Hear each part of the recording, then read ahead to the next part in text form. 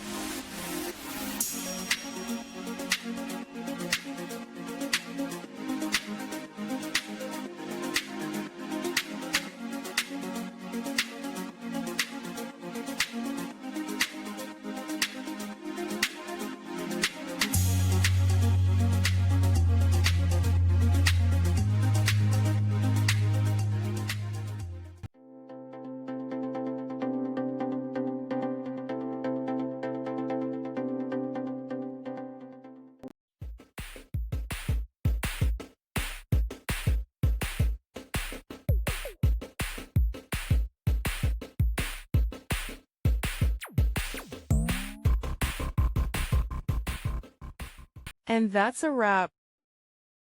I hope you found the answer you were looking for. If you did, take a second to hit that subscribe button. It really helps out. And let me know in the comments which solution worked best for you. See you next time in the debug zone.